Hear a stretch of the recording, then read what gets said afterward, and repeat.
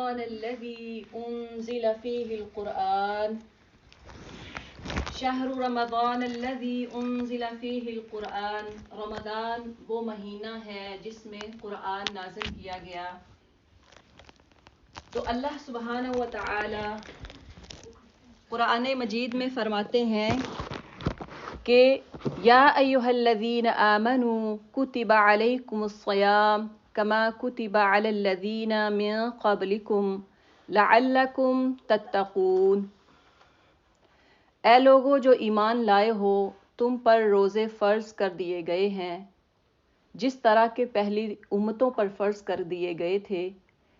اس کا مقصد کیا ہے؟ پرپس کیا ہے؟ لعلکم تتقون، تاکہ تم شاید ہو سکتا ہے تم متقی بن جاؤ، پرہیزگار بن جاؤ۔ تو اب دیکھیں کہ اس آیت مبارکہ میں یا ایھا الذین آمنو اللہ تعالیٰ کن کو خطاب کر رہے ہیں، کن کو بلا رہے ہیں؟ ایمان والوں سے بات کر رہے ہیں۔ تو ہم الحمدللہ ایمان والے ہیں، اللہ تعالیٰ نے ہمیں توفیق دی، ہم اللہ تعالیٰ نے جو ہم پہ چیزیں فرض کی، نماز، روزہ، زکوٰۃ، حج، الحمدللہ ہم وہ سب کرتے ہیں۔ تو اللہ تعالیٰ فرما رہے ہیں کہ یہ تم پر روزہ جو ہے رمضان کے روزے فرض کر دیے گئے ہیں۔ اب فرض جو ہے اس کا مطلب کیا ہے کہ یو ہیو ٹو ڈو، اس میں کوئی بھی آپشن نہیں ہے۔ تو اس لیے رمضان کے روزے ہم سب پہ فرض ہیں، پہلی امتوں پہ بھی فرض کر دیے گئے تھے۔ اس کا مقصد کیا ہے؟ لعلکم تتقون، تاکہ تم متقی بن جاؤ۔ تو ہم نے تقویٰ کے بارے میں بڑی ڈیٹیل سے 2 دن پہلے لیکچر کیا ہے، تو وہ اگر کوئی سننا چاہے تو وہاں سے کر سکتے ہیں۔ بہت یعنی تقویٰ والے کون کون سے ہیں، ان میں ایٹریبیوٹس کیا اور صاف کیا ہونے چاہیے، کیا خصوصیات ہونی چاہیے کہ جب انسان متقی بنے گا، کون لوگ ہوں گے جو تقویٰ والے بنیں گے، تقویٰ والے کہلائیں گے۔ تو یہ ہم نے پوری اس کی ڈیٹیل سے اس کو کیا ہے۔ تو اب دیکھیں کہ جیسا کہ آج ہمارا ٹاپک ہے استقبال رمضان، رمضان کا استقبال آپ کیسے کریں، اور آپ صلی اللہ علیہ وسلم کیسے استقبال فرماتے تھے۔ کہتے ہیں کہ جو رمضان قریب آتا، آپ صلی اللہ علیہ وسلم کی تیاریاں اور ان کا شوق اسی طرح سے بڑھ جاتا، بڑے شوق سے رمضان کی تیاری کرنا شروع کر دیتے۔ حدیث میں آتا ہے کہ نبی صلی اللہ علیہ وسلم دعا فرمایا کرتے تھے، اللہم بارک لنا فی رجب و شعبان و بلغنا رمضان، یعنی اے اللہ برکت دے ہمارے لیے رجب میں، شعبان میں، و بلغنا رمضان، اور ہمیں رمضان بھی نصیب فرما دے۔ تو یہ بڑی پیاری دعا جو آپ صلی اللہ علیہ وسلم فرمایا کرتے تھے، ہم بھی کر سکتے ہیں، ہمیں بھی کرنی چاہیے کہ اللہم بارک لنا فی رجب، رجب تو گزر گیا، شعبان بھی گزر گیا، اب جو ہے وہ رمضان ہے، تو رمضان کے لیے ہم کیا دعا کر سکتے ہیں؟ اللہم بلغنا رمضان، اے اللہ ہماری زندگیوں میں رمضان نصیب فرما۔ اب دیکھیں کہ رمضان تو آ جاتا ہے، بڑے خوش قسمت ہوتے ہیں جو اپنی زندگی میں اس مہینے کو پاتے ہیں۔ تو آپ دیکھ لیں کہ ہماری زندگی میں لاسٹ ایئر آپ نے دیکھا ہوگا کہ اتنے پیارے بہن بھائی، کسی کا اپنا یعنی دیکھ لیں فیملی میں کوئی نہ کوئی نہیں ہے ہمارے ساتھ، جو لاسٹ ایئر تھے وہ آج نہیں ہے۔ تو ٹائم کا، وقت کا کسی کو کوئی پتہ نہیں ہے، زندگی کا کسی کو کوئی پتہ نہیں ہے کہ کب ختم ہو جائے۔ اس لیے رمضان کے لیے ہمیں ابھی سے تیاری کرنی ہے۔ ابھی سے جب آپ نیت کریں گے نا، تو حدیث میں آتا ہے انما الاعمال بالنیات، اعمال کا جو دار و مدار ہے وہ کس پر ہوتا ہے؟ نیت پر ہوتا ہے، انٹینشن آپ کی دیکھی جاتی ہے۔ اگر تو انٹینشن آپ کی تھی کہ رمضان ابھی سے میں نے تیار کرنا ہے، ابھی سے میں نے اس کی تیاری کرنی ہے، وہ کس طرح سے تیاری کرنی ہے؟ آپ صلی اللہ علیہ وسلم کیسے تیاری کرتے؟ ایک تو دعا کر کے کہ اللہم بلغنا رمضان، دعا بھی کریں، اللہ سے توفیق بھی مانگیں، اور اسی طرح سے باقی ہم کس طرح سے اس کی تیاری کر سکتے ہیں؟ ابھی ہمارے پاس چند گنتی کے دن رہ گئے، بالکل ایک کہہ لیں کہ مے بی نیکسٹ جو ہے انشاءاللہ یہ آخری ویک ہے۔ تو اسی طرح سے فرمایا کہ ما رأیتا، صحابہ کہتے ہیں کہ ما رأیتا رسول اللہ صلی اللہ علیہ وسلم یصوم شہرین متتابعین الا انہ کان یصل شعبان برمضان، یعنی نبی صلی اللہ علیہ وسلم کو کبھی لگاتار کنٹینیوسلی 2 مہینے کے روزے رکھتے ہوئے نہیں دیکھا، یہاں تک کہ آپ شعبان کو رمضان سے ملا دیتے، یعنی اتنے شعبان میں روزے رکھتے، ایسے لگتا کہ شعبان اور رمضان میں کوئی فرق نہیں رہا۔ یہ تھا آپ صلی اللہ علیہ وسلم کے لیے۔ لیکن حضرت سلمہ رضی اللہ تعالی عنہا فرماتی ہیں کہ نبی صلی اللہ علیہ وسلم سال میں کسی مہینے کے مکمل روزے نہیں رکھتے سوائے شعبان کے، اسے رمضان سے ملا دیتے تھے۔ یہ بھی سنن ابو داود کی روایت ہے۔ تو آپ صلی اللہ علیہ وسلم کے لیے تو یہ تھا کہ وہ مسلسل جو روزے رکھتے، لیکن ہم امت کے لیے، آسانیوں کے لیے کہ ان کی صحت کہیں خراب نہ ہو جائے، تو اس لیے آپ صلی اللہ علیہ وسلم نے آخری جو 15 دن ہے، لاسٹ 15 ڈیز، اس میں روزہ رکھنے سے مسلمانوں کو منع فرمایا، کیونکہ ان کی صحت کی کنڈیشن کی وجہ سے کہ اگر یہ مسلسل روزے رکھیں گے تو پھر یہ ان کی طبیعت اتنی خراب ہو جائے گی کہ جو فرضی روزے ہیں وہ کہیں رہ نہ جائیں۔ تو اس لیے دیکھیں کہ اللہ تعالیٰ کتنی ہمارے ساتھ جو ہے، آپ صلی اللہ علیہ وسلم ایون کہ کتنی آسانیاں فرمائی، امت مسلمہ پر کتنی آسانیاں فرمائی۔ اللہ تعالیٰ بھی جب رمضان کی آیت نازل ہوتی نا تو اس میں یہی فرماتے ہیں کہ یرید اللہ بکم الیسر، اللہ تمہارے ساتھ کس چیز کا ارادہ کرتا ہے؟ آسانیوں کا۔ تو آسانی اللہ تعالیٰ چاہتے ہیں، اللہ تعالیٰ مشکل نہیں ڈالنا چاہتے۔ تو اس لیے رمضان کا جو شعبان کا جو آخری 15 ڈیز ہے، اس میں اگر تو آپ کے فرضی روزے رہ چکے ہیں، جو لاسٹ ایئر آپ کے کوئی چھوٹے ہیں بیماری کی صورت میں یا کسی اور صورت میں، تو ان کی کوشش کریں کہ وہ مکمل کریں، کیونکہ وہ فرض تھے۔ تو اس لیے جو فرضی روزے ہیں جو آپ سے رہ گئے ہیں وہ آپ ان دنوں میں رکھ سکتے ہیں، باقی جو نفلی روزے ہیں شعبان میں جو آخری 15 دن ہیں اس میں نہیں رکھیں گے۔ جیسا کہ حدیث میں آتا ہے کہ آپ صلی اللہ علیہ وسلم کے بارے میں فرمایا آپ صلی اللہ علیہ وسلم نے کہ جب آدھا شعبان گزر جائے تو پھر روزے نہ رکھے جائیں، کیونکہ رسول اللہ صلی اللہ علیہ وسلم نے روزے رکھنے سے، اس آخری جو 15 ڈیز ہے اس میں روزے رکھنے سے منع فرمایا تھا۔ اب دیکھیں کہ رمضان کی آمد کے بارے میں کہ اللہ تعالیٰ نے اس کے روزے رکھنا انسانوں پر، مسلمانوں پر فرض کر دیے ہیں، جو بہت بڑا اور مبارک مہینہ ہے، جو بابرکت والا، رحمت والا، مغفرت والا مہینہ ہے۔ اس کے پہلے عشرے کے بارے میں آتا ہے کہ جو پہلا عشرہ ہے وہ رحمت کا ہے، اولہ رحمہ، پہلا جو 10 ڈیز ہیں وہ رحمت کے ہیں، بلیسنگ کے ہیں۔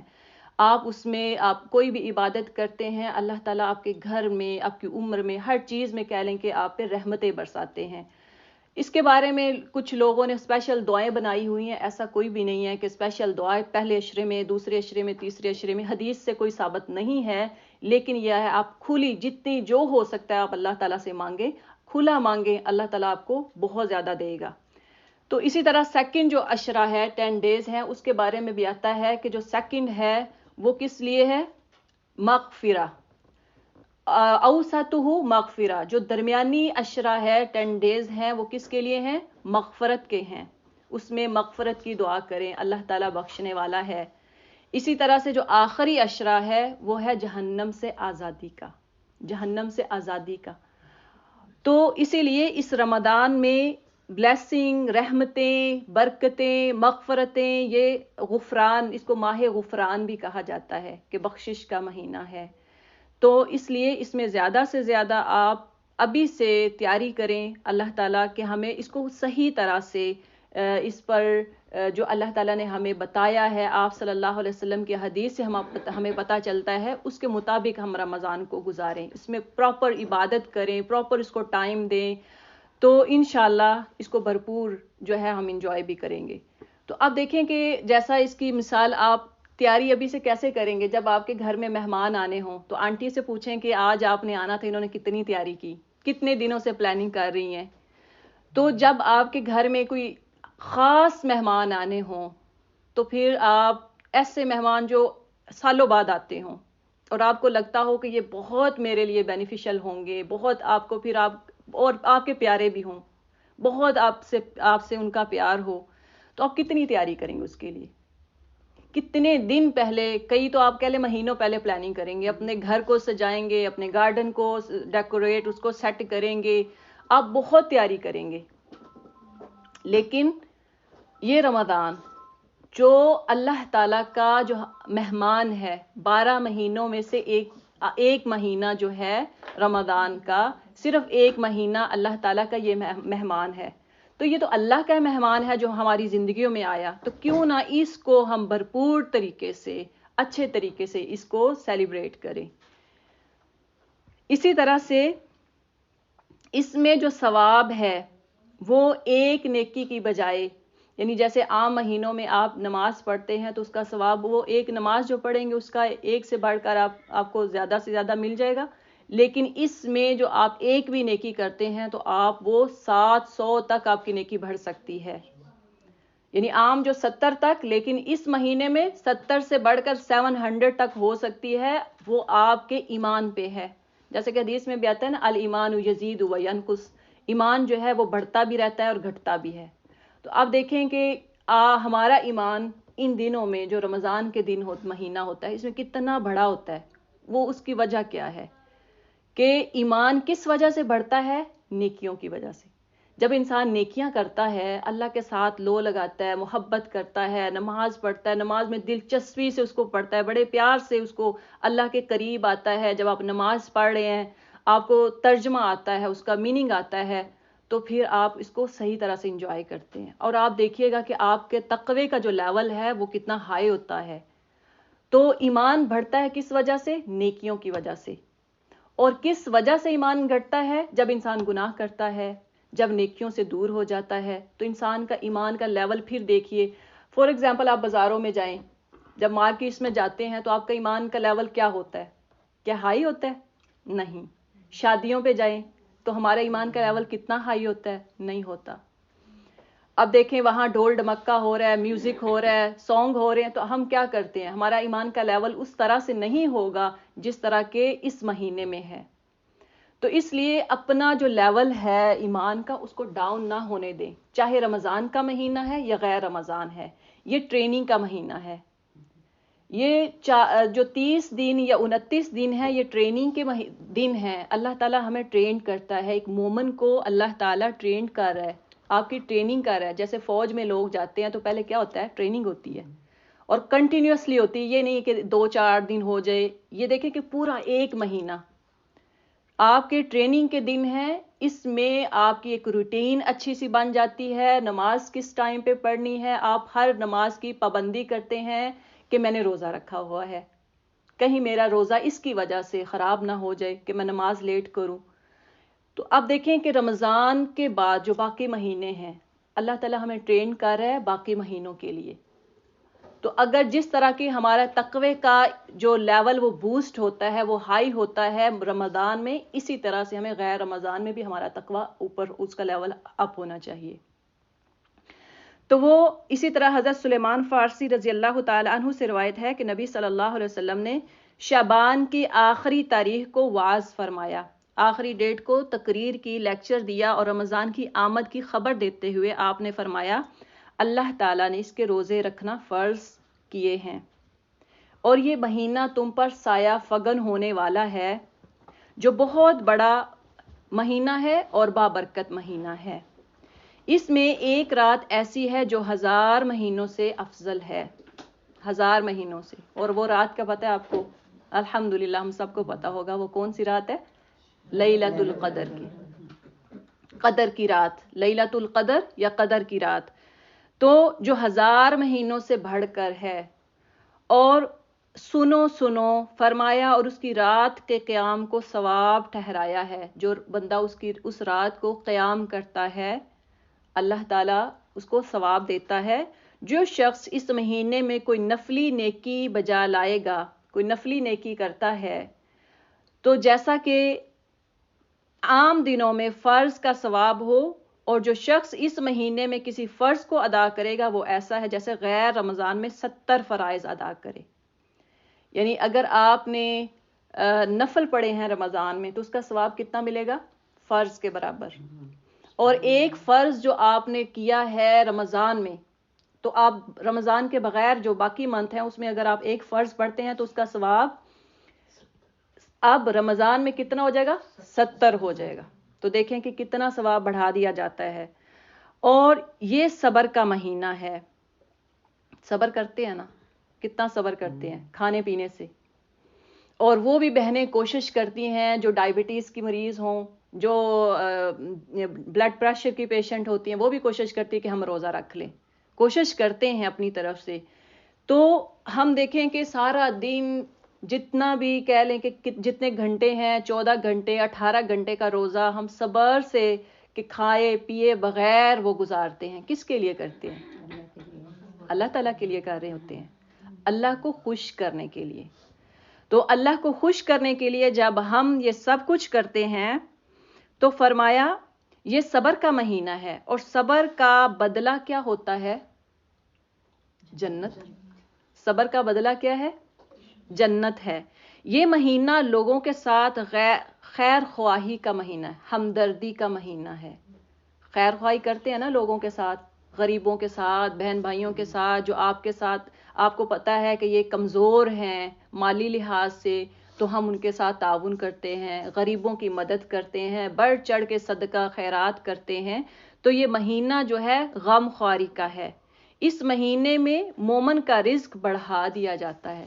اب دیکھیں کہ وہ بندہ جس کے پاس کھانے کو کچھ بھی نہیں ہوتا نا، رمضان میں جب ٹیبل پہ نا اس کے پاس کچھ نہ کچھ زیادہ ہوگا.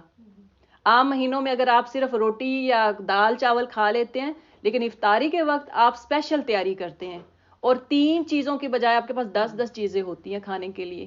تو یہ کیا ہے؟ اللہ نے آپ کا رزق بڑھا دیا ہوتا ہے. اسی پاکٹ منی سے آپ گزارا کرتے ہیں جو باقی مہینوں میں آپ جس سے کر رہے ہوتے ہیں. تو یہ اللہ کی طرف سے کہ اللہ تعالیٰ مومن کا رزق جو ہے وہ بڑھا دیتا ہے. جو شخص کسی روزہ دار کا روزہ افطار کرائے اس کے لیے گناہوں کے معاف ہونے اور آگ سے نجات کا سبب ہوگا. کہ جو کسی کو روزہ افطار کرواتا ہے تو افطاری کروانے والا اس کا ثواب کیا ہوگا کہ اس کے گناہ معاف ہوں گے، اور دوسرا کیا ہے؟ آگ سے نجات، جہنم سے آزادی مل جائے گی. تو یہ جو افطار کروانے والا ہے نا اس کے بارے میں. اور روزے دار کے ثواب کے برابر ثواب ہوگا. یعنی جو روزہ افطار کروا رہا ہے اس کا ثواب بھی اس کو ملے گا. جو یہ نہیں ہے کہ اس کو سارا مل جائے گا ثواب، ایسا نہیں ہے. اس کو تو اپنا ثواب جو اس نے روزہ رکھا ملے گا، لیکن اس کو ڈبل ثواب ملے گا کہ اس نے مہمان نوازی کی ہے. مگر روزہ دار کے ثواب سے کچھ بھی کمی نہیں ہوگی. تو دیکھیں الحمدللہ اللہ تعالیٰ نے ہمیں اپرچونٹی دی ہے نیکیاں کرنے کی، تو ہم اس میں نیکیاں کرتے ہیں، ثواب کماتے ہیں. اسی طرح سے ہم میں سے ہر شخص تو اتنی طاقت نہیں رکھتا کہ روزے دار کو افطار کرائے. کچھ صحابہ نے عرض کیا کہ اللہ کے نبی صلی اللہ علیہ وسلم یہ جو افطاری کا بات کی نا آپ نے کہ افطار کرائے تو وہ اس جہنم سے آزاد ہو جائے گا، اس کے گناہ معاف ہو جائیں گے. تو اس کے بارے میں صحابہ نے کہا کہ اللہ کے نبی ہم میں سے ہر شخص طاقت نہیں رکھتا کہ کسی کو افطاری کروائے، تو آپ صلی اللہ علیہ وسلم کے روزہ دار کو افطار کرائے. تو آپ صلی اللہ علیہ وسلم نے فرمایا کہ ایسا شخص جو ہے اگر کوئی کھجور سے بھی صرف افطار کروا دے گا نا، صرف کھجور، تو اس کو بھی اس کا ثواب ملے گا. یعنی ایسے ہی ملے گا کہ جیسے آپ ایک ٹیبل سجا کے کسی کی افطاری کرواتے ہیں، یا آپ صرف ایک کھجور سے افطاری کرواتے ہیں تو اس کو ثواب اتنا ہی ملے گا. تو اگر آپ کسی کے گھر میں آپ کھجوریں بھیجتے ہیں یا کسی سے کہتے ہیں کہ یہ کھجوریں ہیں آپ اس سے افطاری کریں، تو گویا کہ آپ کو اس کا ثواب مل جائے گا.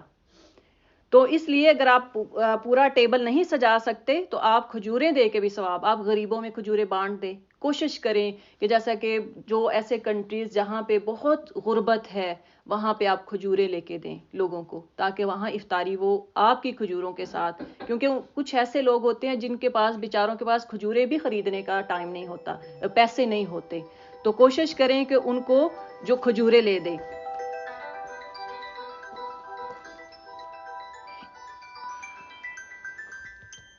اسی طرح سے آپ صلی اللہ علیہ وسلم نے فرمایا 2 چیزیں ایسی ہیں، 2 چیزیں اس مہینے میں ایسی ہیں، 4 چیزیں ہیں جو 2 ایسی ہیں جن سے تمہیں کوئی چارہ نہیں ہے، یعنی اس کے بغیر آپ کا گزارا نہیں ہے۔ اور دو چیزیں ایسی ہیں جس کو وہ زیادہ کرنے سے اللہ کی رضا حاصل ہوتی ہے، اللہ کا جو اللہ تعالیٰ جس سے راضی ہوتا ہے، وہ دو چیزیں کیا ہیں؟ ایک تو کلمہ طیبہ ہے۔ اب آپ نے رمضان میں کیا زیادہ کرنا ہے؟ ذکر، آپ جیسا کہ ہم اسپیشل لوگ کہتے ہیں کہ فرسٹ عشرہ جو ہے اس میں یہ ذکر ہے، سیکنڈ میں یہ ہے، تھرڈ میں یہ، تو اس میں کرنے والی چیز کیا ہے؟ رمضان میں کلمہ طیبہ جو ہے، ذکر میں جو چیزیں آتی ہیں نا، کلمہ طیبہ کو زیادہ سے زیادہ کریں، لا الہ الا اللہ محمد رسول اللہ، کلمہ طیبہ کا اذکار زیادہ سے زیادہ کریں، استغفار کثرت سے کریں۔ یہ دو چیزیں جو ہیں آپ صلی اللہ علیہ وسلم نے بتایا ہے کہ دو چیزیں جس سے اللہ راضی ہوتا ہے، وہ کون سی ہیں؟ استغفار اور کلمہ طیبہ کا ورد، کلمہ طیبہ کا ذکر کرنا۔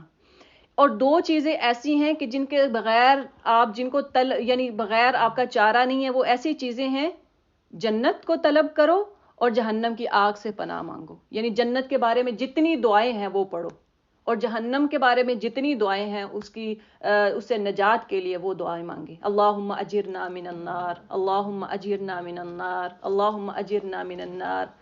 اسی طرح سے جنت کے بارے میں اللہم انا نسألک الجنت الفردوس، جنت کے بارے میں اللہ تعالیٰ سے زیادہ دعائیں کریں۔ استغفار کے بارے میں آپ کو جتنی دعائیں یاد ہے، اللہم انی ظلمت نفسی ظلما کثیرا ولا یغفر الذنوب الا انت فاغفر لی مغفرۃ من عندک وارحمنی انک انت الغفور الرحیم۔ جتنی بھی آپ کو مغفرت کی دعائیں آتی ہیں، اسی طرح سے کلمہ اور باقی، یہ زیادہ سے زیادہ آپ اس مہینے میں استغفار کو بہت زیادہ کر دیں۔ اور فرمایا کہ یہ تھا نبی صلی اللہ علیہ وسلم کیسے تیاری کرتے۔ اب اللہ تعالیٰ بھی تیاری کر رہے ہوتے ہیں دنیا پہ، آپ صلی اللہ علیہ وسلم اپنی زندگی میں تیاری، اور اب جو ہم کرتے ہیں تیاریاں، ہمیں بھی ابھی سے شروع کرنی چاہیے تیاریاں۔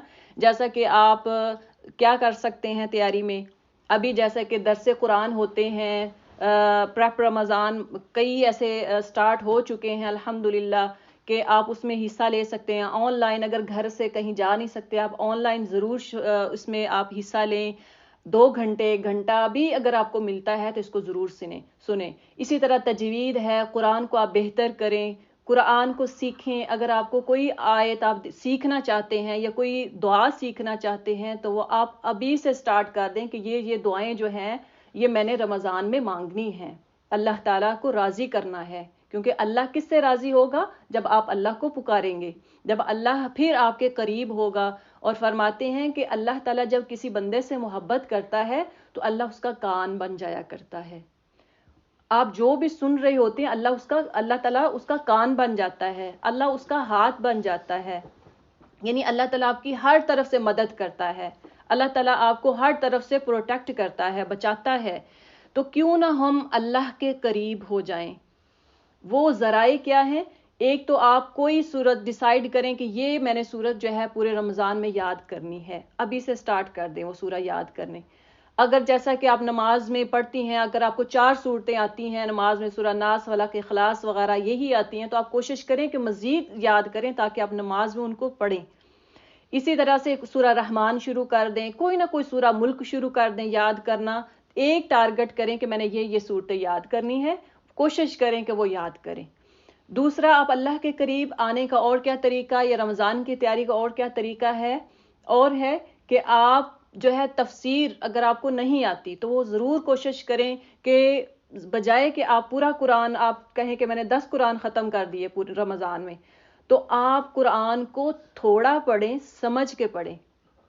کیونکہ ایک آپ قرآن، اللہ تعالیٰ بھی فرماتے ہیں کہ جب آپ قرآن کو پڑھ رہے ہوتے ہیں نا، تو یہ اس کی مثال نابینا اور بینا سے دی ہے کہ ایک بندہ جو دیکھتا نہیں ہے، ٹھیک ہے، اس کی مثال کیسے ہے کہ آپ قرآن پڑھ رہے ہیں بغیر سمجھے، بغیر آپ کو مطلب کا پتہ نہیں، میننگ آپ کو آتا نہیں، تو اس کی مثال ایسے ہے کہ جو اندھا ہے، جس کی آنکھیں نہیں ہیں، اس کو کیا دنیا کی رونقوں کا پتہ ہے؟ جو دیکھ نہیں، بلائنڈ ہے، کیا اس کو دنیا کی رونقوں کا پتہ ہے کہ دنیا میں کیا ہو رہا ہے؟ آپ نے کون سا کلر پہنا ہے، فلاں کیسی لگ رہی ہے، میرے بچے کیسے لگ رہے ہیں، اس کو نہیں پتا، اس کو دنیا کی رونق کا نہیں پتا، وہ کچھ فیل نہیں کر سکتا جو ایک عام انسان کر سکتا ہے۔ تو اسی طرح سے جو دیکھ پا رہا ہے، جو قرآن کو سمجھ کے پڑھتا ہے، جو اس کے میننگ کے ساتھ تفسیر کے ساتھ پڑھتا ہے یا سمجھتا ہے، اس کی مثال ایسے ہے جو آنکھوں والا ہے۔ تو آنکھوں والا سارا آپ الحمدللہ ہم سب انجوائے کرتے ہیں نا، دنیا کو دیکھتے ہیں، چلتے پھرتے ہیں، انجوائے کرتے ہیں الحمدللہ۔ تو اسی طرح سے قرآن کو سیکھیں، تھوڑا پڑھیں، سمجھ کے پڑھیں ہمیں اللہ کیا کہہ رہا ہے، کیونکہ ہم لوگ صرف اس کو ثواب کی نیت سے پڑھتے ہیں کہ اللہ ہمیں ثواب دے گا، میرے لیے ایک سپارہ پڑھ دیں، میرے والدین کے لیے 10 سپارے یا پورا قرآن پڑھ دیں، کیوں جی ثواب جائے گا۔ کچھ ایسا نہیں ہے، آپ جو کھائیں گے اسی سے آپ کو پروٹین ملے گی، اسی سے کیلشیم ملے گا، اسی سے سب کچھ ملے گا۔ آپ کا کھایا ہوا میرے کیسے باڈی میں جائے گا؟ آپ نے جو پڑھا ہے آپ کو وہی ملے گا۔ ہاں والدین جو ہے وہ صدقہ جاریہ ہوتے، والدین کے لیے ان کے بچے جو ہیں وہ صدقہ جاریہ ہوتے ہیں، تو کوشش کریں کہ والدین آپ صدقہ جاریہ بنے ان کے لیے دعائیں کریں، رب ارحمہما کما ربیانی صغیرا، اللہ ان پہ ایسے رحم فرما جیسے وہ بچپن میں ہمارے ساتھ شفقت پیار کرتے تھے۔ تو ماں باپ کے لیے دعا کریں، ان کے لیے آپ کچھ صدقہ جاریہ کر سکتے ہیں، چیریٹی کریں، اب یہ بہت بہترین طریقہ ہے۔ تو آسمان پر کیسے اللہ تعالیٰ تیاری فرماتے ہیں؟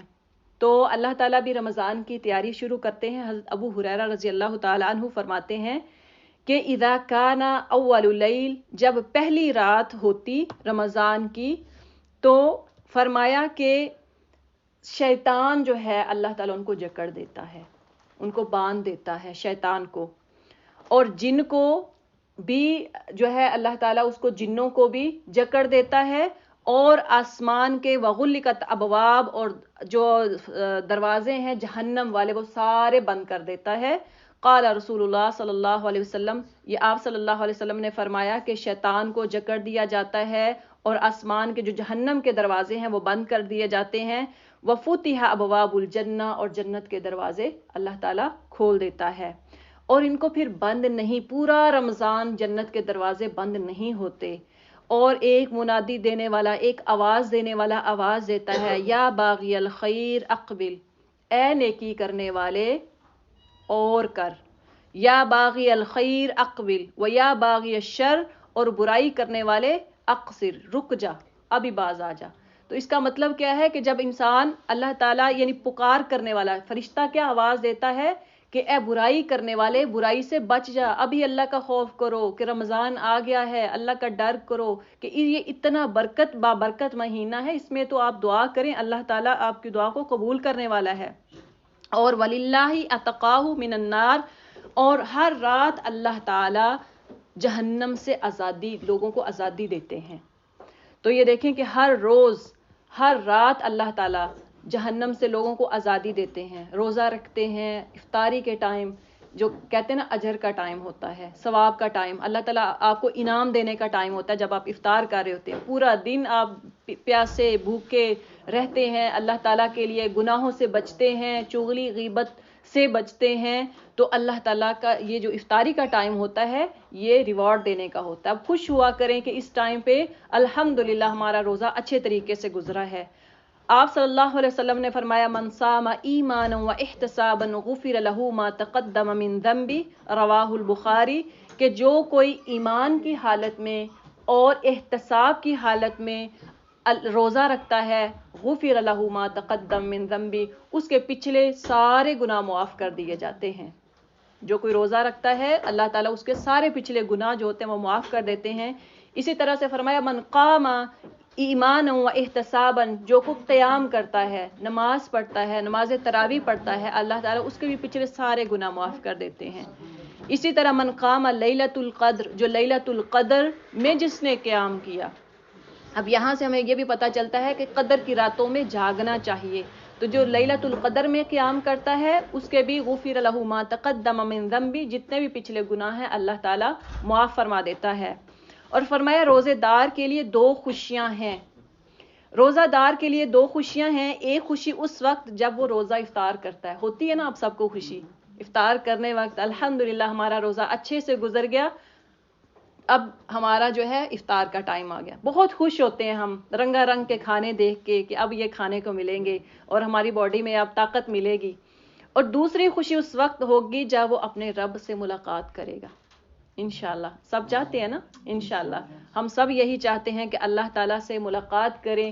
یہ سب ہم نماز، روزہ، زکوٰۃ، حج، ایک دوسرے کے ساتھ اچھا سلوک کرنا، برائیوں سے بچنا، یہ سب ہم اسی لیے کرتے ہیں تاکہ ہم اللہ کو راضی کر لیں، اللہ ہم سے راضی ہو جائے. جس طرح کہ اللہ تعالیٰ صحابہ سے راضی ہوئے. صحابہ کو کیا ٹائٹل دیا گیا؟ رضی اللہ عنہم ورضوا عنہ. اللہ تعالیٰ ان سے راضی ہو گیا اور وہ اللہ سے راضی ہو گئے. تو کیوں نہ ہمیں بھی اللہ تعالیٰ یہ ٹائٹل دے دے کہ رضی اللہ عنہم. آج اللہ ہم سے راضی. ہم رمضان کے پورے مہینے کے روزے رکھیں اور اس طرح سے رکھیں جس طرح کے ہمیں رکھنے کا حق ہے، جس طرح کے نبی صلی اللہ علیہ وسلم نے فرمایا ہے.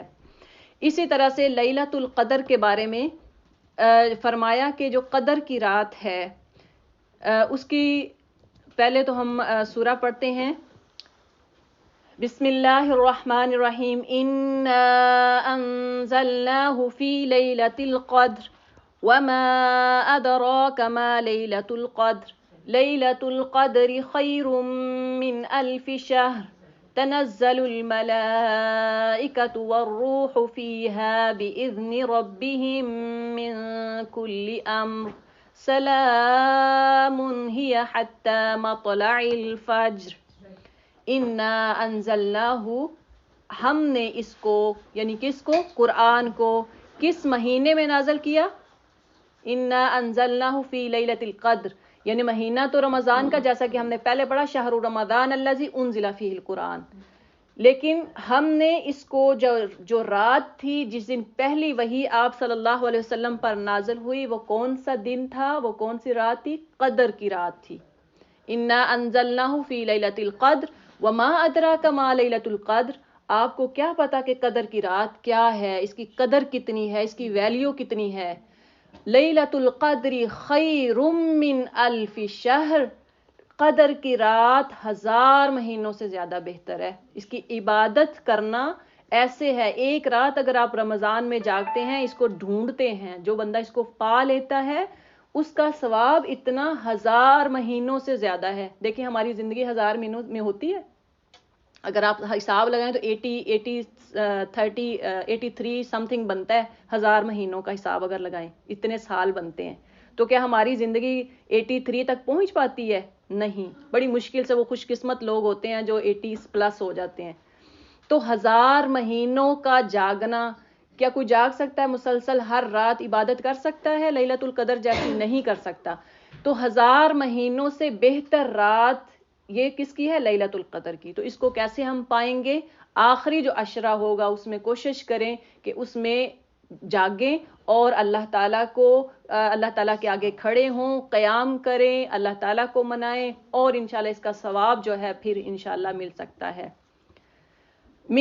آگے فرمایا لیلۃ القدر خیر من 1000 شہر تنزل الملائکۃ والروح فیہا. تنزل الملائکہ، اس میں کیا ہوتا ہے؟ فرشتے نازل ہوتے ہیں. اور تنزل الملائکۃ والروح، اور جبریل بھی آتے ہیں. یعنی عام مہینوں میں آپ عام روٹین میں دیکھیں تو جبریل کا ذکر نہیں آتا. تنزل الملائکۃ والروح فیہا بإذن ربہ من کل امر.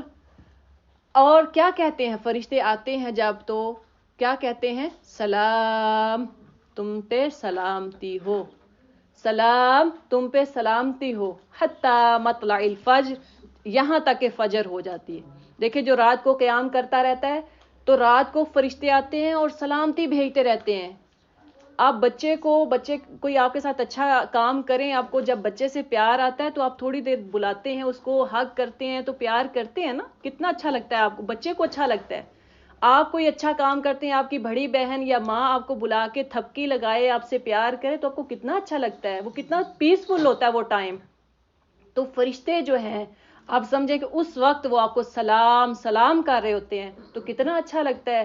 ہمارے دل جو ہے نا، حدیث میں آتا ہے نرم ہو جاتے ہیں. آپ کو فیل ہوتا ہے آپ کا دل اتنا جو نرم ہو جاتا ہے، آپ کا دل کرتا ہے میں سب کو معاف کر دوں، جس نے میرے ساتھ جتنی بھی بڑی سے بڑا کام کیا ہو نا، برائی کی ہو، میں اس کو معاف کر دوں.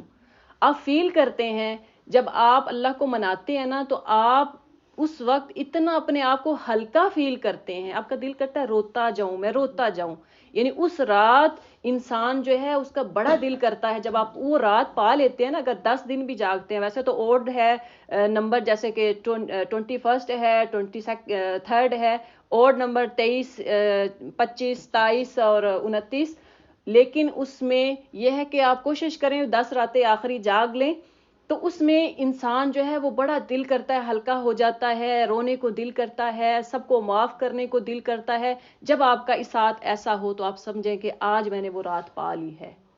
تو انشاءاللہ اللہ تعالیٰ سے دعا بھی کرتے ہیں کہ اللہ تعالیٰ ہمیں جو رمضان المبارک کی برکت رات ہے وہ پانے کی توفیق عطا فرما. اور دیکھیں کہ رمضان کا تعلق ایک تو قرآن سے ہے، قرآن سے ہم نے جڑ جانا ہے، قرآن کو سیکھنا ہے. دوسرا رمضان کا تعلق دعاؤں سے ہے. رمضان اور دعا کا تعلق آپس میں بہت ہی زیادہ ہے. اللہ تعالیٰ کیا فرماتے ہیں؟ وَإِذَا سَأَلَكَ عِبَادِي أَنِّي فَإِنِّي قَرِيبٌ أُجِيبُ دَعْوَةَ الدَّاعِ. یعنی میرے بندے، جب آپ صلی اللہ علیہ وسلم سے کہہ رہے ہیں کہ وَإِذَا سَأَلَكَ عِبَادِي، اے نبی صلی اللہ علیہ وسلم، جب میرے بندے آپ سے پوچھیں، آپ سے سوال کریں کہ اللہ کتنا قریب ہے، تو کہہ دیں فَإِنِّي قریب، میں بڑا ہی قریب ہوں. اجیب دعوت الداعی، اتنا قریب ہوں کہ جب کوئی بندہ مجھے پکارتا ہے، بلاتا ہے، تو میں اس کی دعا قبول کرتا ہوں. فَلْيَسْتَجِيبُوا لِي وَلْيُؤْمِنُوا بِي لَعَلَّهُمْ يَرْشُدُونَ، تاکہ وہ بھلائی پالیں. تو اللہ سے جب آپ دعا کریں تو اللہ تعالیٰ آپ کی دعاؤں کو قبول فرمانے والا ہے. اس لیے رمضان کے مہینے میں کوشش کریں زیادہ سے زیادہ دعا کریں. اسی طرح سے حدیث میں بھی آتا ہے کہ رمضان کی ہر رات اللہ تعالیٰ منادی کرنے والا ایک فرشتہ عرش سے فرش پر آتا ہے، آسمان دنیا پر آتا ہے. تو کیا کہتا ہے؟